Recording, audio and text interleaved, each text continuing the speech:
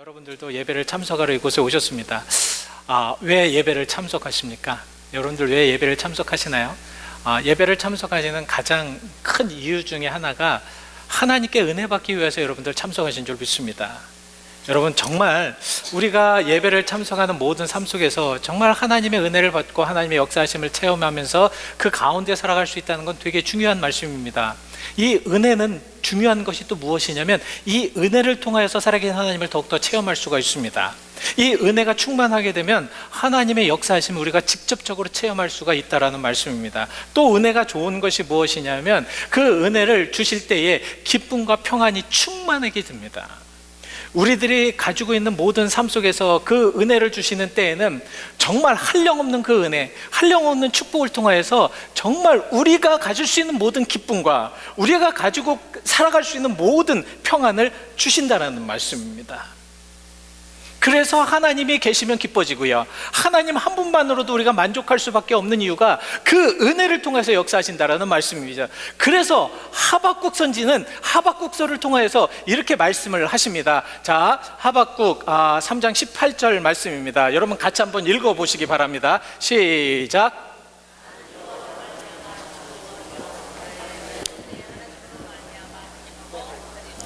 제가 안경을 갖고 왔는데 어디에다 뒀는지 요새 아주 정신이 없습니다. 예, 여기 있습니다. 자, 우리 하나님으로 말미암아 기뻐한다. 여러분 어떠십니까? 하나님의 말미암아 기뻐한다. 하나님 한 분만으로 기뻐할 수 있는 그런 축복된 모습들 얼마나 중요한 것일까요? 여러분, 하나님이 주시는 그 은혜의 그 충만함은 바로 하나님 한 분만으로 만족할 수 있기 때문에 우리가 어떤 상황이나 어떠한 여건 속에서도 기뻐할 수가 있다는 말씀입니다. 은혜가 좋은 것이 무엇인 줄 아십니까? 은혜가 좋은 것은 어떤 상황이나 어떤 여건 속에서도 하나님이 주시는 그 충만함을 통하여서 그곳에서 기뻐할 수 있다는 말씀이죠. 그래서 햇빛이 쨍쨍 날 때도 우리는 기뻐할 수 있을 뿐만 아니라 비가 줄줄 내릴 때도 기쁨이 있을 수 있습니다.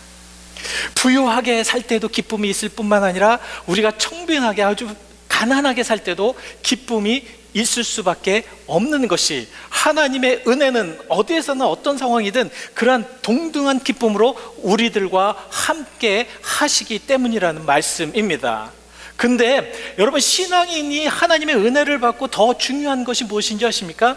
하나님의 은혜는요, 시련 가운데서도 더 기쁨을 주시고요, 시련 가운데서도 하나님께서는 충만한 그런 역사하심으로 함께 하신다라는 말씀입니다. 왜냐하면 그 시련을 통해서, 그 시련의 이김을 통하여서 우리들이 생명의 면류관을 얻을 수 있기 때문이라고 야고보서 1장 12절은 말씀을 하고 있습니다.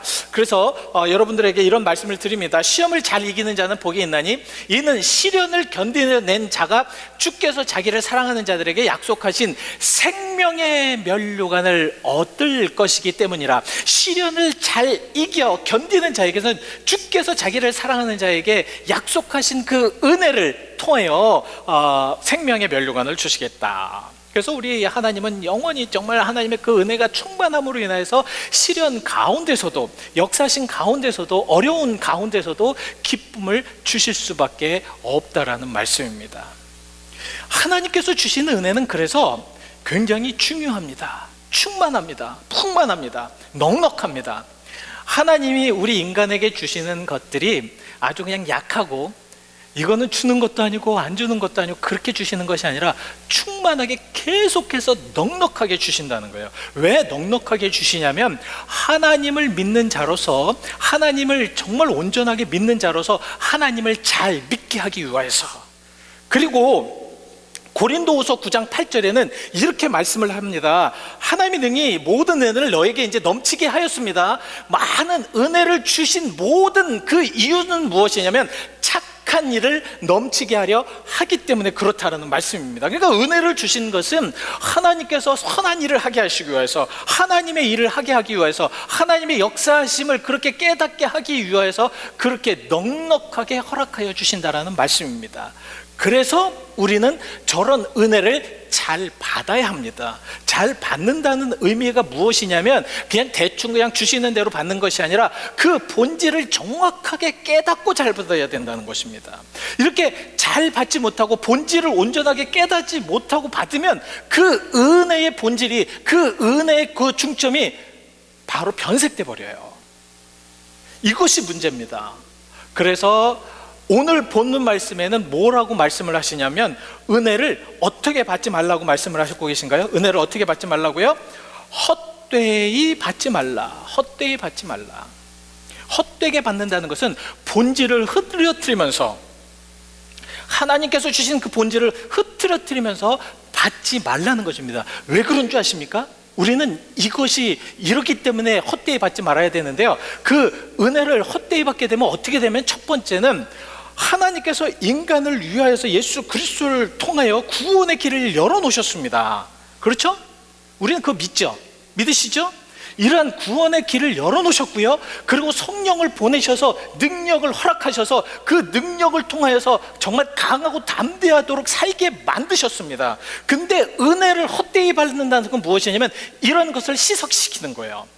이런 것이 온전하게 되지 못하도록 만드는 것입니다. 이해되지 못하도록 만드는 거고, 그래서 은혜를 잘못 받게 되고 은혜를 헛되이 받게 되면 하나님의 그 구원의 그 신비를 깨닫지 못하고요, 하나님께서 왜 우리를 이곳에 불러 모아주신지도 모르고요, 왜 우리가 하나님을 믿는 것조차도 알 수가 없는 이유가 무엇이냐면 은혜를 헛되이 받으면 그렇다는 말씀입니다. 더 중요한 것은 이 세대에 성령의 능력과 성령의 은혜대로 우리가 살아가야 되는데, 그 성령의 능력과 은혜를 우리가 약하게 만들 수밖에 없다라는 말씀입니다. 너무 정말 답답하게 만들 수밖에 없다는 거예요. 하나님을 믿는데 하나님의 역사심과 하나님의 구원의 길과 하나님의 능력의 길로 가야 하는데 그 길을 희석시키고 만다는 겁니다. 은혜를 헛되이 받으면. 그리고 두 번째, 은혜를 헛되이 받으면 뭔지 아십니까? 우리 신앙인들에게는 항상 열매가 있어야 돼요. 그죠? 삶의 열매가 있어야 됩니다. 그렇지 않습니까? 신앙에는 여러분들이 신앙생활을 하면서 그 신앙생활 안에는 항상 열매가 뒤따라야 돼요. 열매가 없다라는 것은 온전한 믿음 생활이 아니라는 거예요. 분명히 말씀을 드립니다. 여러분들이 진정으로 하나님을 믿고 하나님의 은혜 가운데 그렇게 살아가는 자들은 분명히 열매가 있습니다. 이 열매를 우리가 가져야 돼요.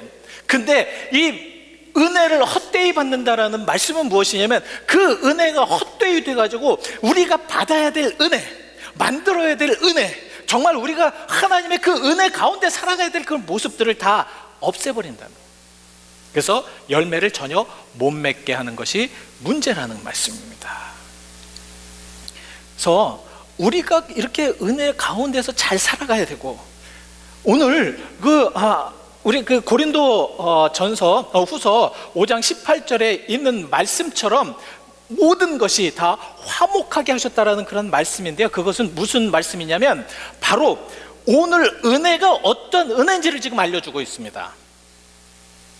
여러분, 바울이 말한 은혜 정말 풍족하고 넉넉하게, 그래서 그 전 소절을 한번 쏴주시겠습니까? 9장 8절인데요.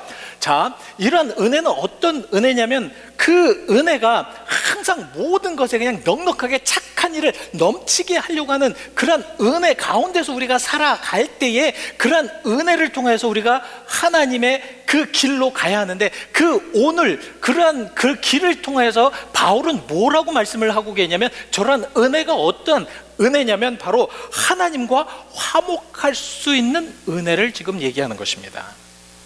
하나님과 화목할 수 있는 은혜. 그러니까 착한 일과 선한 일을 하면서 모든 것이 다 하나님과 동행하면서 할 수 있는 그런 은혜를 말씀을 하고 있는 것이죠. 여러분, 왜 바울은 은혜를 헛되이 받지 말라고 하였을까요?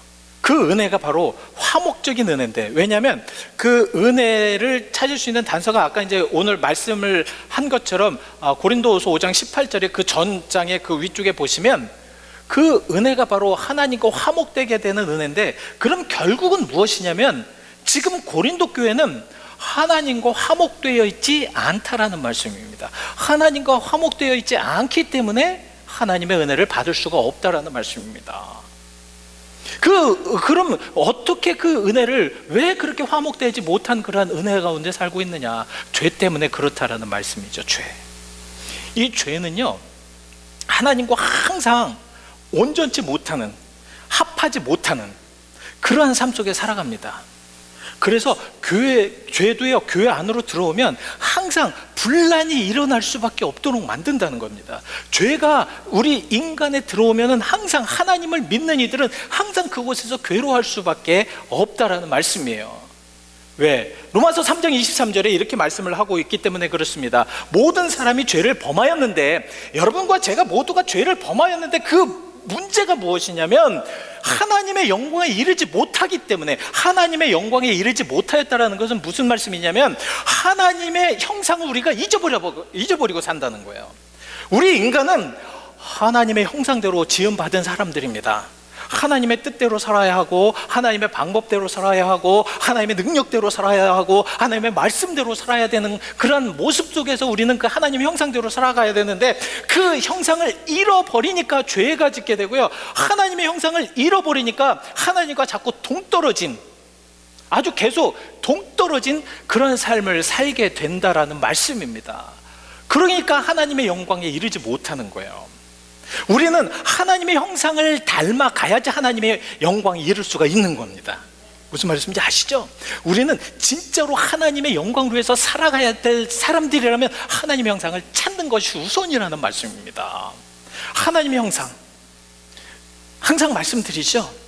우리 이 하나님의 형상은 진정으로 우리가 꼭 찾아야 되는, 정말 이 형상을 통해서 우리가 살아가야 되는 이러한 삶 속에서 살아가야 하는데, 그 이유가 뭔지 아십니까? 그 이유가 뭐냐면, 저렇게 하나님의 영광에 이르지 못하고 죄를 범하게 되면 무엇이냐면 사망이 우리 앞에 있기 때문에 그렇다는 것이에요. 그래서 로마서 5장 12절에는 우리에게 이렇게 말씀을 하고 있습니다. 한 사람을 말미암아 이제 죄가 세상에 들어왔는데, 그 죄가, 문제가 무엇이냐면 그 죄로 인해서 사망이 들어왔다는 말씀입니다. 사망이 들어왔기 때문에 우리 모두는 사망할 수밖에 없는데요, 이 사망을 두 가지의 의미로 봅니다. 첫 번째 사망은 무엇이냐면 육적인 사망이에요. 우리는 어차피 육적으로 죽을 수밖에 없습니다. 여기서 100년 후에 여러분들 같이 있을 분은 한 분도 안 계십니다. 그렇죠? 그만큼 우리는 이제는 육적인 그러한 죽음을 위해서 계속 가야 합니다. 근데 문제 또한 다른 사망은 무엇이냐면 우리의 영적인 사망이에요. 이런 영적인 사망은 무엇이라고 얘기를 하면, 성경에는 영원한 고통과 동행하는 사망입니다. 하나님의 처벌을 받고 형벌을 받아서 고통 안에서 살아갈 수밖에 없는 그런 사망을 이야기하는 것입니다. 그러니까 그런 사망에 들지 않게 하도록 하나님께서는 우리에게 계속해서 은혜를 주시는 겁니다. 그래서 어느 때는 선지자들을 통하여서 말씀에 있지 않습니까? 어느 때는 예언자들을 통하여서 그렇게 살지 말라고 말씀을 하고 있잖아요. 또 어느 때는 예수 그리스도를 통하여서 마지막으로 그 예수 그리스도가 십자가에 돌아가심으로 인하여서 그 길을 열어놓으셨다는 거예요. 어떤 길? 은혜의 길을 통하여서 이제 사망의 길로 가지 않도록, 우리의 영적인 사망의 길로 가지 않도록 그렇게 만들어 놓으셨다는 말씀입니다. 그것이 바로 에베소서 2장 14절에는 이렇게 표현을 하고 있습니다. 예수 그리스도는 우리의 화평이십니다. 그래서 둘로 하나를 만드사 원수된 것 곧 중간에 막힌 담을 자기의 육체로 허셨습니다. 자기 육체의 십자가의 고통으로 허셨다는 것입니다. 여러분, 우리가 믿는 진정한 그리스도의 그 기독교가 뭐냐? 진정으로 우리가 기독교를 믿는데 그 하나님을 믿고 있는 그 기독교의 신앙이 무엇이냐? 바로 하나님과 화해됨으로 인해서 구원의 길로 가는 거거든요. 우리가 죄로 인하여서 살아갈 때는 절대 그럴 수가 없습니다. 하나님을 믿지 못할 때는 절대 그럴 수가 없다는 거예요.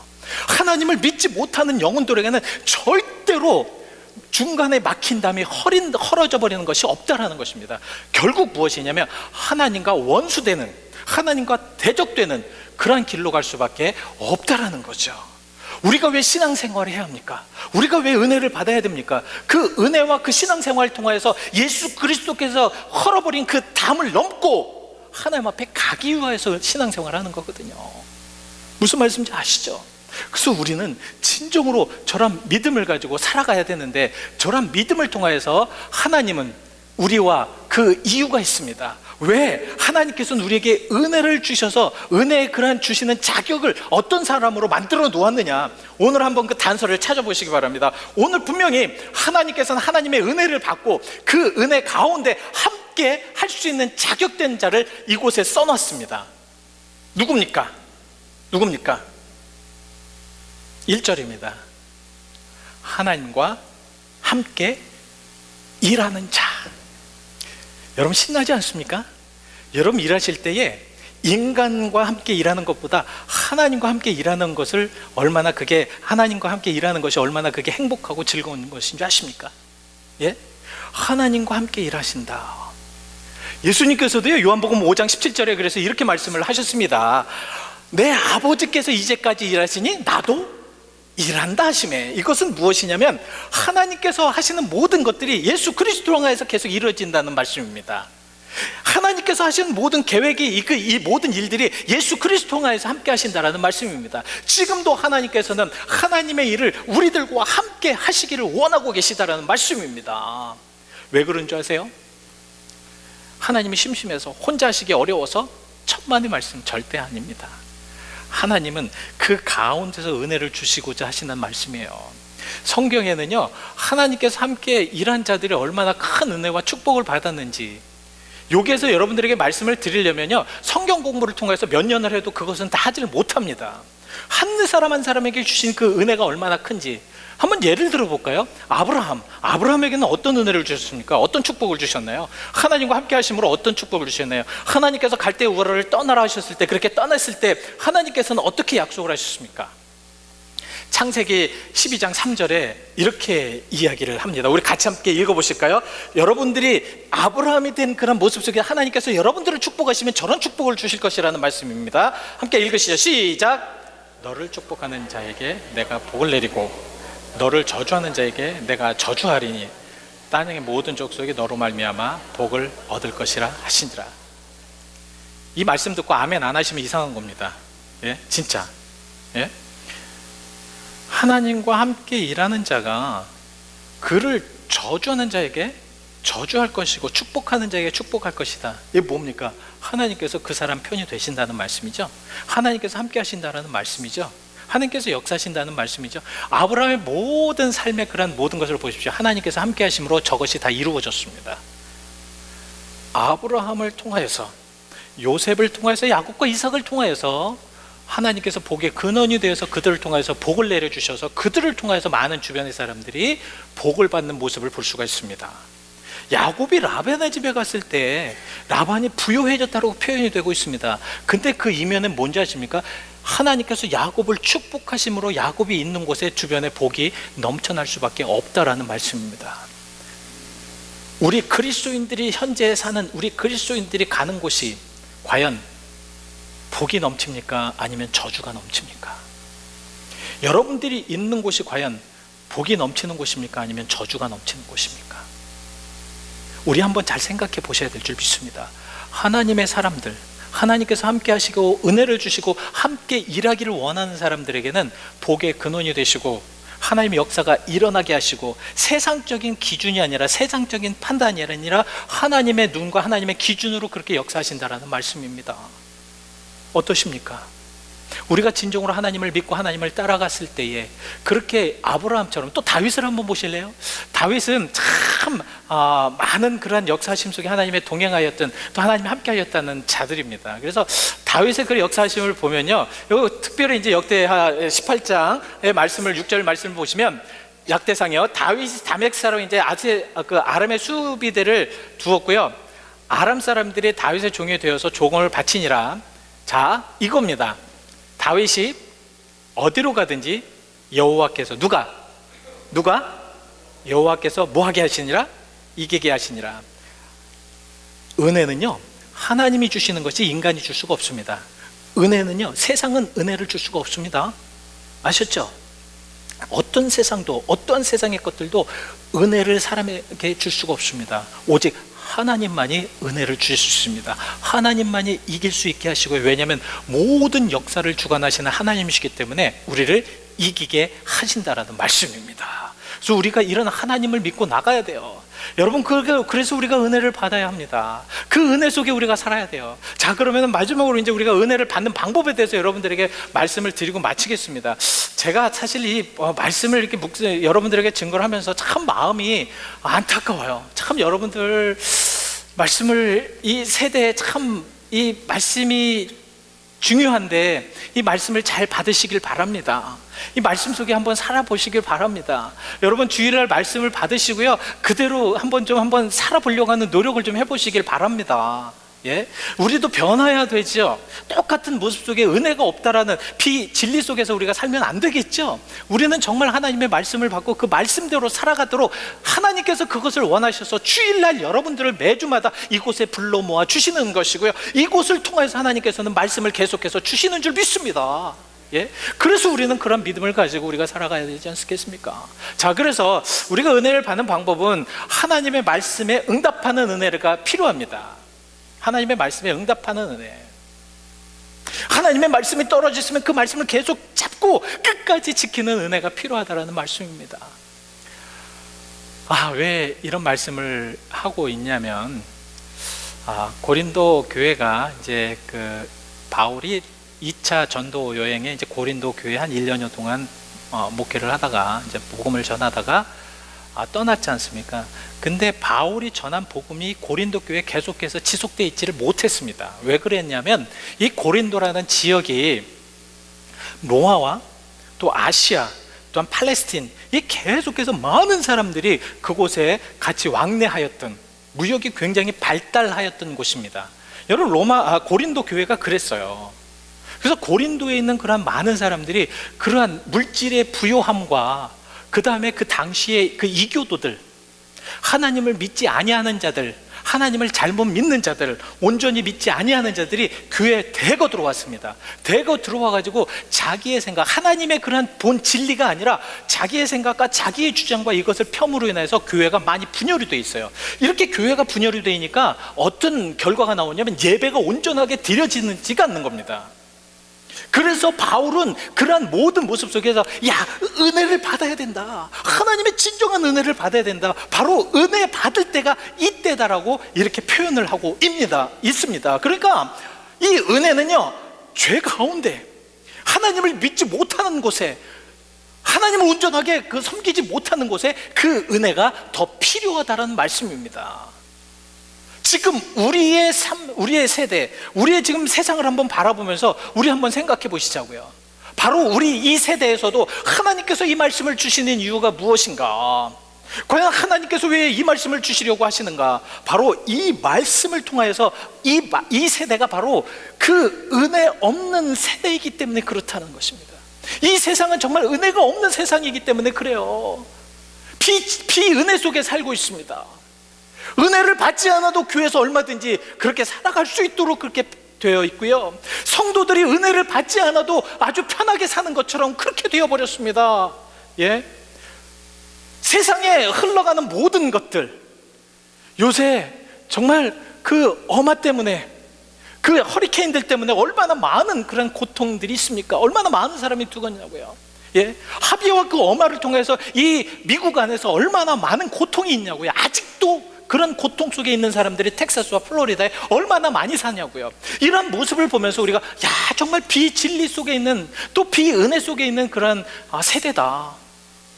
근데 그 비은혜 같은, 은혜가 없는 것 같은 그런 세대에 사는 우리가 깨달아야 될 것이 무엇이냐면, 바로 우리들이 그것이 더 필요하기 때문에 하나님께서 주시는 사인인 줄 믿어야 된다는 거죠. 죄가 악하면 악할수록 은혜가 더 필요하다는 것을 우리는 알아야 된다는 말씀입니다. 그래서 로마서 5장 20절에는 우리에게 이렇게 말씀을 하고 있습니다. 우리 같이 한번 읽어보실까요? 시작. 율법이 들어온 것은 범죄를 더하게 하려 함이라. 다 그 뒤에가 더 중요합니다. 그러나 죄가 더한 곳에 은혜가 더욱 넘쳤나니. 죄가 있는 곳에는 은혜가 필요합니다.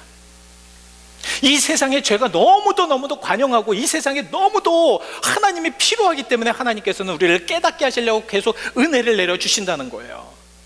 우리가 이렇게 악한 세상이고 우리가 이렇게 죄된 세상이기 때문에 그 은혜 속에서 죄 세상을 바라보면 그 죄가 더욱더 선명하게 보일 수밖에 없다라는 말씀입니다. 우리 솔직해지시자고요. 죄가 있는 모습을 보면서 그 죄를 보고 잘못했다라고 느끼면서 잘못했다고 하는 그런 모습 속에 우리 살아가야 될 줄 믿습니다. 세상에 얼마나 죄가 많습니까? 교회도 얼마나 죄 속에 많이 살고 있습니까? 목회자들도 마찬가지고 교회 지도자들도 마찬가지고 다 그런 죄 가운데서 얼마나 많이 살고 있냐고요. 그러면서도 그 은혜 속에 살면서 그거를 깨닫지 못한다는 것은 하나님께서 더 깨닫게 하시려고 하시는 방법이 된다라는 말씀이죠. 그리고 두 번째는 우리가 하나님의 보좌로 나가야 될 때이기 때문에 우리는 정말로 은혜를 받아야 돼요. 이때가 바로 그때입니다. 여러분, 하나님께서는요 모든 이스라엘 백성뿐만 아니라 모든 하나님을 믿는 자들에게 그 적시적소 때마다 항상 은혜를 주셨습니다. 가만히 출애굽기를 한번 연구해 보세요. 이스라엘 백성들이 다 이제 애굽에서 갖고 나온 그런 음식물이 다 떨어질 만하니까 하나님께서는 만나와 메추라기를 주십니다.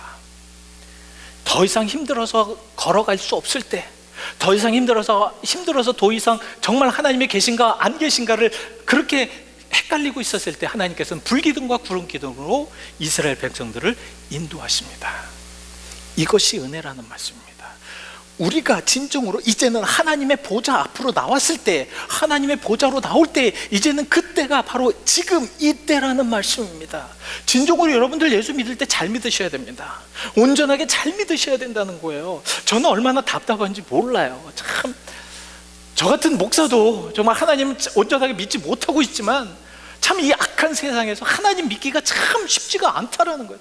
얼마나 어려운지 몰라요. 이랬을 때 하나님께서는 보좌 앞으로 나오라고 말씀하십니다. 히브리서 4장 16절 말씀처럼 우리에게 이렇게 말씀을 하고 계십니다. 우리 같이 함께 읽어보시죠. 시작. 그러므로 우리는 긍휼을 하심을 받고 때를 따라 돕는 은혜를 얻기 위하여 은혜의 보좌 앞에 담대히 나갈 것이니라. 때를 따라 돕는 은혜를 얻기 위하여서 하나님께서는 계속해서 은혜를 주시겠는데 그 은혜를 어디로부터? 에스겔서의 말씀처럼 보좌로부터 흘러나오는 그런 영원한 생수의 생명물이 우리에게 계속 흘러나간다는, 그러기 위해서 우리는 보좌로 나가야 된다는 말씀입니다. 두 번째, 우리가 은혜를 받기 위해서 또 중요한 것이 무엇이냐면 구원의 길로 가야 합니다. 우리가 이 세상을 살아가면서 구원의 길로 가지 않는다면, 여러분들이 신앙생활하면서 구원의 길로 가지 않는다면 이것은 정말 의미가 없습니다. 신앙생활 의미 없고요, 여러분들이 구원의 길로 가지 않는다면 그곳에서 멈춰서 계셔야 됩니다. 더 가시면 안 됩니다. 구원의 길로 가게 턴백 가수로 해야죠. 예? 구원의 길로 가셔야 돼요. 진짜 구원의 길로 가셔야 됩니다. 우리는 세상의 길로 터벅터벅 가면서 왜 하나님의 은혜는 없는 거야? 왜 하나님은 안 계신 거야? 왜 이 자리에는 하나님이 안 계시는 거야? 엄마를 보면서 우리는 왜 하나님께서는 이 플로리다에 이런 고통을 주는 거야? 이렇게 생각하면서 갑니다. 하나님께서는 그 가운데서도 깨닫게 하시려고, 하나님께서는 구원의 길로 가게 하시려고 하시는 하나님의 계획인 줄 믿습니다. 오늘 여러분들에게 만약에 어떤 그 시험이나 어떠한 상황이 있으면 한번 잘 생각해 보시기 바랍니다. 그랬을 때 하나님은 역사하시는데요, 그래서 우리가 구원의 길로 가기 위하여서는 어떻게 해야 되는가? 첫 번째는 하나님의 은혜를 완전히 받아들여야 됩니다. 받아야 합니다. 하나님께서 도우심을 받아야 된다는 거예요. 하나님은 계속해서 여러분들을 돕고 계시거든요. 지금 여러분들과 함께 하시길 원하시고 계시거든요. 하나님은 여러분들과 함께 지금 일하고 하기를 원하고 계십니다. 계속해서 여러분들에게 서포트를 해주시길 원하고 계십니다. 근데 우리는 그걸 안 받으려고 그래요. 아하스처럼 안 받으려고 합니다. 하나님은 분명히 이사야를 통해서 아하스에게 너에게 큰 은혜를 줄 테니까 마음대로 해봐라 했을 때 나는 하나님을 시험하지 않겠습니다 하면서 그렇게 핑계를 대고 하나님의 도움을 받지 않으려고 합니다. 하나님을 도움을 받지 않는 그런 인생에는요 정말 믿음의 소망이 없습니다. 하나님이 함께 하셔야지만 구원의 길로 인도할 수 있고, 하나님이 함께 하시지만 우리가 진정한 온전한 진리의 길로 갈 수가 있다라는 말씀입니다. 그래서 오늘 우리에게 이사야 41장 10절은 우리에게 이렇게 말씀을 하고 있습니다. 우리 같이 함께 크게 읽어보시죠. 시작. 두려워하지 말라. 내가 너와 함께함이라. 놀라지 말라. 나는 내 하나님이 됨이라. 내가 너를 굳세게 하리라. 참으로 너를 도와주리라. 참으로 나의 의로운 오른손으로 너를 붙들리라. 아멘입니까? 아멘이십니까? 하나님은 이렇게 여러분들을 도우실 줄 믿습니다. 이렇게 도우심에 우리는 응답해야 됩니다. 그렇게 따라가야지만 구원의 길로 갈 수가 있습니다. 마지막으로 우리가 구원의 길로 가기 위해서는 확신이 있어야 됩니다. 구원의 길에는 확신이 있어야 돼요. 여러분, 진정으로 오늘 이 예배를 드리면서 확신이 있으십니까? 하나님의 살아계신 거, 하나님의 역사하시며 여러분들의 마음을 지금 주관하시고 역사하시며 터치하시며 확신이 있으십니까? 은혜를 주심으로 인하여서 여러분들의 모든 삶 가운데서 역사하신 하나님의 그러한 그 은혜가 있으십니까? 저는 분명히 하나님의 살아계심을 믿는 목사입니다. 그래서 지금도 저와 함께 신앙생활 하시기를 원하시는 분들은 하나님의 살아계심을 인정하셔야 됩니다. 하나님의 지금도 살아계셔서 우리를 터치하시고 성령의 역사가 있어서 그 능력을 우리를 깨닫게 하시고 지금 이 시간에도 살아계신 하나님께서 우리의 마음과 생각을 다 지키신다는 확신이 있어야 할 줄 믿습니다. 왜냐하면 믿는 이들에게는 계속해서 하나님께서는 말씀으로 그렇게 해주신다고 요한일서 5장 12절에 이렇게 말씀을 하고 있기 때문입니다. 아들이 있는 자에게는 생명이 있고요. 생명이 있는 자들은 뭡니까? 생명이 있는 자들, 생명이 있는 자들, 생명이 있는 자들은 살았다는 거죠. 숨 쉰다는 거죠. 서로 교통이 있다는 거죠. 생명이 없으면 어떻게 돼요? 아무것도 못 하잖아요. 커뮤니케이션도 안 되지 않습니까? 아무것도 할 수가 없지 않습니까? 그러나 생명이 있는 자들은 산다는 거예요. 살아있다는 겁니다. 하나님도 발견하고 하나님의 역사하심도 깨달을 수 있다는. 그러나 하나님의 아들이 없는 자에게는 생명이 없느니라. 생명이 없느니라. 우리가 신앙생활을 할 때 참 잘해야 합니다. 세상이 참 이제 어두워졌고요. 이 비진리가 진리의 자리에 앉아서 지금 진리의 역할을 하려고 하고 있습니다. 교회도 마찬가지고요. 이랬을 때 우리가 정확하게 신앙에 대한 그런 기준점이 없다면 우리는 망할 수밖에 없고, 그 사탄이 망할 때 우리도 같이 함께 망할 수밖에 없는 그러한 처지가 될 것입니다. 오늘 여러분들에게 저는 마지막으로 이런 말씀을 드리려고 합니다. 정신 차리십시오. 우리가 정신 차리고 있지 않으면 사탄은, 우는 사자와 같이 달려드는 사탄은요, 우리를 삼키고 말 것입니다. 우리는 패하고 말 것입니다. 요새 목사님이 참 설교가 굉장히 강하고 굉장히 어떤 면에서는 강하다라는 이유는 무엇이냐면 여러분들의 마음에 잘 받아들이지 않을 수도 있습니다. 그러나 저는 요새 이사야를 묵상을 하면서 이사야와 같은 그런 심정으로 남유다를 생각하면서 주변의 10개국의 그 멸망을 그렇게 예언하면서 그렇게 예언할 수밖에 없는 모습 속에서 예언하였던 이사야, 정말 많은 사람들에게 미움을 받을 수밖에 없었던 이사야의 심정으로 여러분들에게 말씀을 전하기를 원합니다. 여러분, 잘 믿으십시오. 하나님 믿으려면 잘 믿으십시오. 그래서 그 잘 믿는 하나님을 통하여서 은혜가 떨어질 때에 잘 받아들이시길 바랍니다. 기도하시겠습니다. 하나님,